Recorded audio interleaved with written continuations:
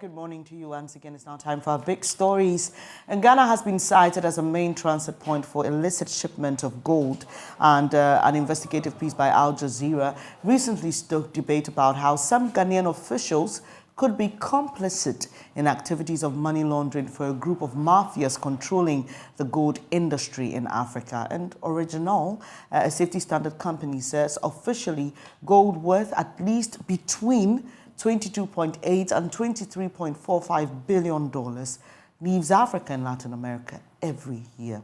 Well, we've got this on our plate today, and to join us digest this, Dr. Stephen Blessing Aka is Executive Director of the Ghana Gold Expo, and Edem Sinanu is an anti-graft campaigner. Good morning, gentlemen, and thank you for joining me. I am sure you aren't surprised in our discussions of Galamsey and the illegalities around the mining and trade of gold. This has come up. But for it to get to this point, the quantum, the amount, what appears to be a syndicate, would you say that it's getting worse by the day per what you know? And let me start with you, Dr. Stephen Aka.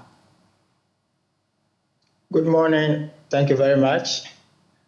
Yes, of course, this is not surprising. I think we've been having discussion on this for some few months now.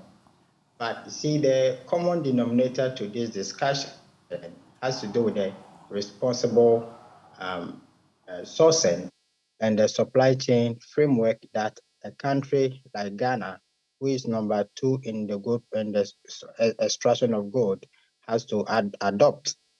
This is because we need to understand the national framework and also the industrial requirement that is expected of this. The country used to be number 1 few months ago, when number 2. And if you look at what is happening in Ghana, we have a very good sourcing program which look at community mining and also the small scale. So these two levels of extraction automatically gives you the level of output of how much gold is being extracted from the community mining and also the small scale. And the question is, do we have that level of data to identify the level of output that is coming from each of the community mining and also the small scale? The answer is no. So if at this level you don't have such data, it is very much possible that illicit gold trade is going to happen in Ghana. And of course, if you look at Ivory Coast, you look at Burkina Faso, you look at the other neighboring countries, these are countries that in the gold trade, they are classified as red zone areas. It means they are conflict under the OECD supply chain program. So there's no way a refinery who want to buy gold will go to Burkina Faso to buy gold because they are in the red zone areas.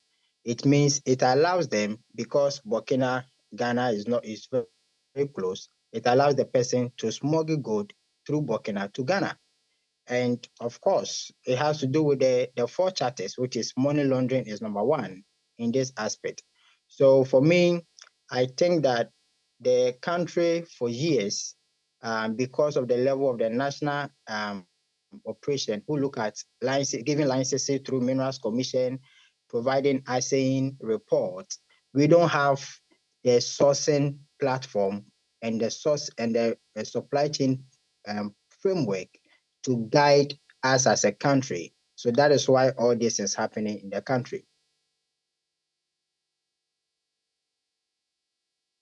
But for you, Senanu, you've been working, trying to, identify the causes and what allows these incidents or events to fester. What have you identified as the causes as well? Well, truth be told, I think that my colleague on the panel has just done some very important education, because in my mind, I was wondering, yes, we are aware of the illegal small-scale mining. We are aware that people can take advantage of it. But the Al Jazeera report talking or suggesting that there were mafias, I haven't had any internal reports that provide any data on this. And so my immediate reaction was, how has this been triangulated? Do we know for a fact the level and then the nature of the mafia dealings and the gold laundering. Now, his explanation about how surrounding countries are red zone countries because of conflicts, etc. And therefore, if you have a country that is not red and they can do the export, you will have people moving this particular mineral into our country and out begins to make sense. So the lack of a policy framework, I think, would be one, like he has suggested, because if you don't have a supply chain monitoring framework to be sure, and we are not monitoring the sources either. I mean, there's so much illegal mining going on in so many parts of the country. So the lack of oversight or monitoring capacity, in my understanding, is where this is coming from. And yes, absolutely, until you put in place a mechanism or a structure, an architecture to deal with this, then obviously, if it's even going on, we don't know, the level we don't know, and how to tackle it will be at a loss. Details from the original report. So, for example, from 2013 to 2016, the gold import-export variance between Ghana and Switzerland amounted to over $3 billion, while Switzerland gold import figures revealed they had imported close to $7 billion worth of gold from Ghana. Ghana's official records indicated an export of a little over $3 billion. Ghana also loses over $2 billion annually in unpaid royalties and taxes on gold smuggled out of the country. And that's according to the Ministry of Lands and Natural Resources. So again, to you, Dr. Aka, how are these people transporting the gold out of the country? What do we know about that? Thank you very much. Yes, so as I stated, Ghana is a country that used to be number one. And I'm saying this because of the data that we had from the Ghana Revenue Authority, PMMC, and the Minerals Commission. Now, the critical aspect of this is that the country has not been part of the gold trade globally, because you mentioned that between 2013 to 2016, it is clear that Ghana have exported close to 7 billion. And in our own records, we have 3 billion. It's normal to happen. Why? Because the trading of gold between country by country, which is an extraction country and a value addition country like Switzerland, has a refinery. The country we have doesn't have a refinery. We only have an assay center. And the assay center does not have the OECD due diligence, the KYC, to be able to track, to know the quantity, to know the volumes of gold that is leaving the country. Because, for example, if I'm a miner, let's say I'm a miner one, and I have maybe 1 kilo of gold in my hand, and I take it to that assay center, the assayer, which is PMMC, is only going to record that this is 1 kilo in the name of my company. There is no due diligence that involves the governance, the rates, the compliance, to be able to trace where the gold is coming from. Okay. So when the gold gets to Ghana Revenue Authority, Ghana Revenue Authority have no complement to also ask PMMC that, PMMC, where is the source of gold? So the person can even just record it with PMMC and take the gold back, because the laws allows him to just assay his gold and send the gold back to whatever that he's sending it. It is not mandatory for the person to just assay the gold and say, I'm exporting the gold. So the person can just assay the gold and take the gold back. But if the country has a refinery, the refinery looks at the gold trade aspect. So you mine the gold from a community mining or a small scale, you take the gold to PMMC to assay, and the refinery certify the gold.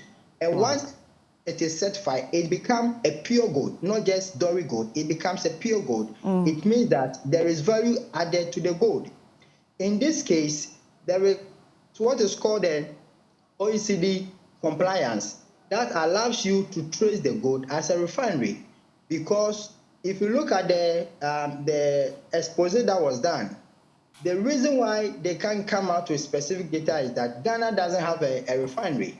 So they'll be able to just mention that, oh, a specific amount of gold leaves Ghana, because the country in the small scale sector for the gold trade doesn't have a refinery. So nobody certifies the gold that we have. All the gold we have leaves Ghana, whether the person can just go to Burkina Faso and decide that, okay, because there's a track already moving from Ghana to Burkina, I can just assay the gold and put the gold. So PMMC or the assayer will have a records of gold that is having, but for the export, you can never know, because the refineries cannot certify the amount of gold that leaves Ghana. So this is the major problem. The other issue of why this is happening in terms of the logistics is that we don't have insurance companies that provide insurance for the small scale mining sector. So what happens is that the national assayer still comes on board to say that, okay, I'm going to assay the gold and Emirates is exporting the gold. But the question has to be, you are the official owner of the gold. So as a trader, what insurance company are you using?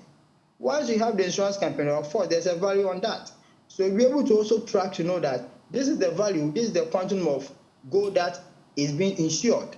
But there's no, because insurance has to be on transit. We don't have all these things. So what happens is, it's like the country has been focusing on extracting gold, talking about galamsey, illegal money, but where the chunk of the money, which has to do with the trade value, that focus on responsible sourcing, nobody is talking about it. And Dubai, which is your major trade exit, has put in place certain mechanism that if the gold comes from Burkina, Dubai will never accept the gold. If gold comes from Mali, the Dubai company refinery will never accept the gold, because the LBMA programs always run an audit on the responsible sourcing refineries, because Dubai is not an LBMA. So Dubai uses what is called the Responsible Sourcing Initiative to run their refineries, which is like the RJC. So what happens is that Ghana, which is #1 producer of gold, is not adopting any of these plans. So it means the guy has a track, he goes to Mali, he goes to Ivory Coast, he goes to Burkina, and he puts in the money in the same track, buys the gold, brings the gold to Ghana, and can even decide to assay the gold. And once that is done, he sells the gold, he exports the gold anywhere he wants to do it. So this is what we need to, as a country, look at, the value aspect of it, the due diligence aspect of it, and also the audit aspect. What we are doing now, which I'm very happy with, Joy, is that you are raising a concern, which is a very crucial part of the OECD program. There must always be a concern, because we have to ensure a proper verification protocol to assess what is happening in the host community, in the host policy, and also with the trade exit. We don't have all these things in place. So this is what is happening. And this clearly spells why such a certain mafia or syndicate may be successful in its operations of gold trade in Ghana. But also, again, in that Al Jazeera report that you've both referenced, a gold trader who is called Alistair Matthias claims to smuggle about $40 million worth of gold from Ghana monthly. In fact, he claims to have been doing this for about 13 years, and he also further alleges that President Akufo-Addo is his friend and lawyer. President Akufo-Addo has responded, and he says he has no recollection of acting as a lawyer for Matthias or his company. Senanu, clearly this cannot just be one person acting. It is a syndicate, it is a mafia, it is a group of people. Dr. Aka has suggested, some policy, some legislation to help in dealing with this. And he seems to suggest that we are probably not putting enough focus on that aspect as we're doing in the fight against galamsey. The mention of notable names, and once again, I would say the president has said he has no recollection of working for this Alistair Matthias, but the mention of names, we talk about Professor Frimpong Boateng, who used to be the chairman of the Inter-Ministerial Committee set up to deal with illegal mining, also raising concerns about his work and how certain political actors were interfering, and he alleging that people at the Flagstaff House are involved in illegal mining. Do we have a hold on this? Will policy alone solve it? We obviously don't have a hold on it. First off, I mean, I personally wouldn't give much credit or much credence to a smuggler, a mafia, a kingpin saying that the president of a country is his lawyer. I found that incredulous. However, I mean, given that these groups tend to have large numbers of people working for them and they can take advantage of systems, it is possible that in the scheme of things, they have found some Ghanaians definitely who represent them for various purposes. We are not even winning the fight against Galamsey itself if you take the original intent. And added to this, to suddenly discover that, look, we don't have the policy framework. We are not able to, as it were, assess the source, monitor the supply chain, and then therefore have an understanding of the quantum of the loss we are experiencing because we are not paying attention. It's really shocking. So we obviously don't have a hold on this. And I doubt that it will take policy alone. I mean, we usually say strong institutions, strong people. You also need a certain mental posture on this matter, that this country is losing so much, and there's so much more we could have achieved if we retain these resources. So no, not just policy. We need people who are really bent on bringing a change, come what may. And we probably need to make sure that those who are already engaged in it, we identify them and let them face the full rigors of the law to begin to clean up the landscape. Otherwise, we may not be able to continue to try and interfere, as Professor Frimpong-Boateng mentioned. People, do we, for example, see the president take a certain posture on this, you know, like he did with illegal mining, or the police, for example, should just pick up on this based on this report? How exactly do we move on from here in cleaning up? That's to you, Mr. Senanu. Oh, okay, yeah. Well, I mean, we say leadership is cost, everything else is effect. Everything rises and falls on the back of leadership. So, and obviously you have leadership at different levels. The first thing would have been for the president himself to say, look, who are those within, who are the stakeholders within the sector who can give us a better understanding? That's assuming they don't have that understanding already. Because in my mind, if government was clear in its mind about the gap, the lacuna we face and its impact on the nation, they ought to have, through the policy thinking, analysis, formulation, come up with a law, come up with a system to deal with this.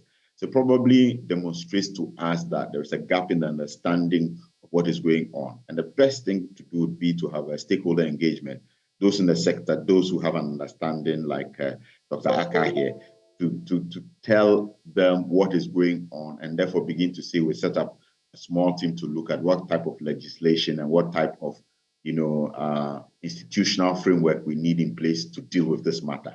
So I would expect the presidency to take a stand on this. And then the investigative bodies, both from the CID part to any other agencies that have the mandate on this, to begin to look at it and say, what are borders safe? Are they watching the vehicles coming in? How is the gold being transported? Who you could even, if there's assaying going on and it's a good place indirectly to do a backward investigation to go and find out. We have names and contacts of people who've been here. Can that give us leads as to who may be moving gold through the country? I think that there's work that can be done at least at these two levels, and Parliament can take an interest as well. Because they do have supervisory oversight for government and what it does. Told Dr. Aka, you have to be leaving us shortly. So your final words. You've been sharing your thoughts recently. I remember engaging you here in studio where you spoke about Ghana having, or in the process of getting some regulation around how we export gold, what the measurements are, etc. Do you know how far we've gone in that regard, and what percentage of solution will that bring to us? Thank you very much. Yes, as far as I know the Ministry of Lands and Natural Resources is engaging the Central Bank of Ghana because of the Good for Oil program to put in place such framework. But that is on the side of just the Central Bank taking a decision. But we need a holistic approach to involve all the stakeholders, as my brother mentioned, whereby we know that PMMC, Minerals Income Investment Fund, because you mentioned that royalties, people are not paying royalties. Of course, if they are not paying royalties, who is in charge of collecting of royalties or managing the royalties? Minerals Income Investment Fund. And it is very clear to bring on board the central bank, the Minerals Income Investment Fund, PMMC, who is a national assayer, the Ministry and Minerals Commission. Because for Minerals Commission, when he issues the licenses to go and mine, it is not in his mandate to know the number of output that is going. He just have to come with a committee to find out what is happening if you are indeed mining gold responsibly. The other side has to be a new body that I think the ministry and the president, because his name was cited in this, and I don't think the president is going to allow that, should quickly take a full step and let us have this national policy in place. Because I am speaking currently from France, where this program is being heard about the same issue we are discussing today. And the question they ask is, Stephen, is the gold going through an assayer or is going through a refinery? So I think that the way forward is that the government of Ghana, through the president of our republic, should make sure we certify one of the refineries or all the refineries in Ghana. I know we have two. So we should call the owners and see how gold that is exported is not just in a dory form, but in a refined form. So there's a value to it. And also there's the traceability aspect of it. We are not talking about theory. This is practical.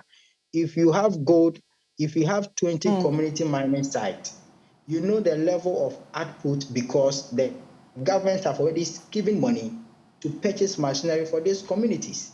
So the community miner doesn't have to struggle to go and look for money to buy. And the machine is automated in the sense that it gives you the output. So if there's any leverage of production that differs from the actual production, automatically you know that something is happening. The second thing you need to also understand that the banks in Ghana are not fully part of the gold trade. They are only doing customer-based relationship, which is you open an account, they accept your money, because the bank doesn't have a gold desk or a bullion desk to be able to assess that, to be understand the level of gold trade. They only accept money, you export gold, you deposit the money. But they need to have a bullion desk through the central bank, where the central bank comes regularly to help them, guide them to understand. Because see, we are all going to IMF and all those things. Look at the level of loss that we've made. Ghana is #1 in gold production. The value on selling gold in premium is 200 times better than just exporting gold in dollar. Because if you find gold in your host country, it's not just having the gold. You have platinum, you have palladium, you have silver in the same gold that you are exporting. The question is, when you export this gold, you are only exporting gold because it's gold. There's more than 13 different minerals that is found in this same mineral that you are talking about. So I think the president should take a full step and let's form this framework that guides us, bring the security on board to ensure that our borders is well closed. Nobody export and nobody just pick a car or a truck and just said, I'm going to Burkina Faso. We need to have the verification. The verification is very, very crucial here because there is new level of technology happening around. Where, for example, if you buy even a gold watch from a particular boutique, they're able to trace where the gold was sourced with the refinery. So why can't we have also this same system whereby if you purchase, you extract gold from community A, you're able to trace to know that this gold is coming from Western region, specifically Axim, or this gold is coming from Ashanti region, specifically Obuasi. The system already in place. So I think we need to come together and have this in place so that all this can stop. If not, we keep on losing money. We keep on looking for foreign donors to support us. Meanwhile, we have everything in place. Thank you very much. Stephen Blessenaka is Executive Director of the Ghana Gold Expo. Just in wrapping up this conversation, Mr. Senanu, Ghana is the leader of gold production in West Africa. I mean, that's no doubt we were called the Gold Coast. We still have quite a large amount of gold deposits in many parts of the country. Would you say that we have invested over the years or paid a lot of attention to this sector, which could rake in a lot for us? There have been concerns about the non-payment of royalties, illegal mining, which also leads or fuels some of these instances of illicit trade of gold. Would you say that we have paid the needed attention to this sector? Well, apparently not. I would have hoped so, but apparently not. I mean, given what Dr. Aka is saying, and obviously they are experts in that part of the extractive industry.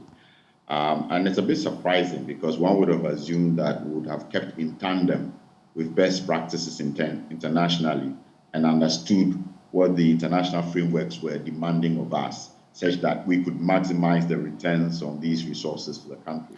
So I think that the Minister for Lands and Natural Resources needs to do a lot to make sure that this country aligns with the international best practice and that we can get these, the full returns that and benefits that ought to, as it were, be our, be the things that we have that we can enjoy, the resources available so that these gaps we have and run into the IMF does not happen. I think there's opportunity to do that, especially if you think about the things that Dr. Aka has stated. Policy is something we can do. Having specific refineries that deal with the assaying and certify the gold are things that we can do. And investing in those and maybe even having an institution that has the capacity to have oversight over this. I don't think that it is beyond us. I think what we need is a very responsive government. And if the minister will take this up, hopefully in the short term, we should see some results. I appreciate your time here this morning. Adam Senanu is an anti-graft campaigner, sharing his thoughts on this latest expose from Al Jazeera and Ghana being cited as a main transit point for illicit shipments of gold. Earlier, we had Dr. Stephen Blessenaka, Executive Director, Ghana Gold Expo, sharing his thought with us. Well, we will be delving into our next conversation shortly, and it's about the state of the Ghanaian media report. In there are many details that you would or you should pay attention to because of the important role the media plays in this country's democracy and development. I'll be back to share highlights of that report with you, and my guests will be sharing their thoughts as well. Do stay.